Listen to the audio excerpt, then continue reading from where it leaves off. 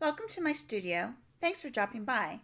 Today I will be taking you through my journey of completing this realistic rose with just one white charcoal pencil. If you enjoyed this video, be sure to hit that like button, and if you're new to the channel, consider subscribing and hit the bell notification so you don't miss out on any future videos like this one. Using black paper, everything, and I mean everything, shows up on this paper. So after transferring the line work, I placed masking film over the entirety of the artwork. Usually you will see this done to protect the subject while working on the background.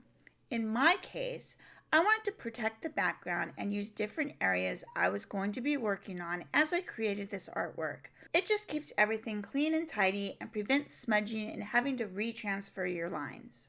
I carefully cut out each individual petal as I worked. This is a bit tricky to do on the paper, especially one that is so thin as this one. To keep from cutting the paper, I use a very light hand, sharp blade, and a bit of a side angle. I follow the shape of the petal and basically score in the masking film, if you will.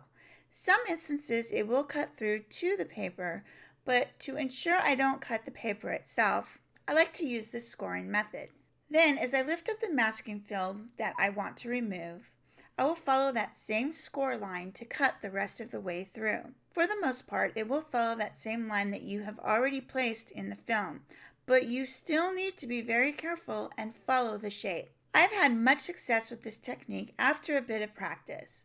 Let me know in the comments below if you would like to see a tutorial using this technique for cutting masking film. Also, not all masking film is created equal.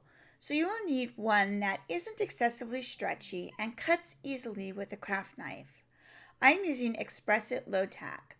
I have tried a few different brands of masking film, and I have to say the ones they sell at Hobby Lobby is not the greatest for this technique, and it is a struggle to get through. So be sure to do your research and find the one that works best for how you will be using it. If you use masking film already, let me know what your favorite brand is and how you like to use it. Once the petal is free from masking film, I start laying down my white charcoal pencil.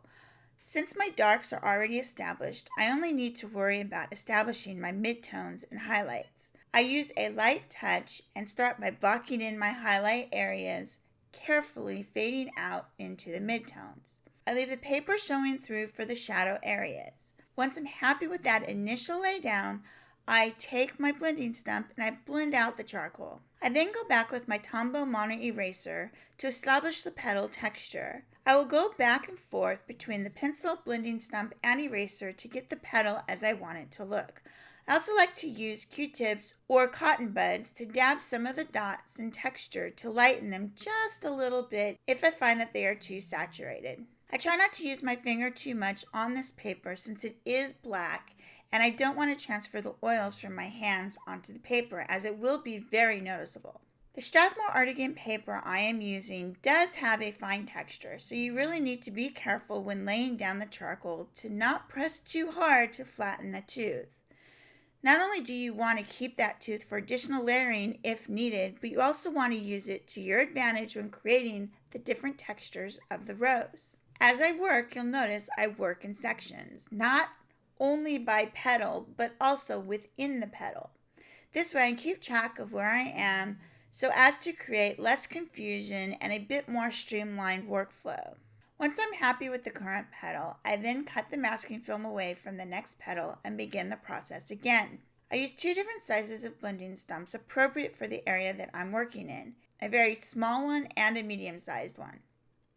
If you have watched some of my other charcoal videos, you know I am a fan of using a brush to apply the charcoal. For this particular piece, I did not find it necessary as I wanted the rougher appearance of the pencil on the paper to help create the petal texture.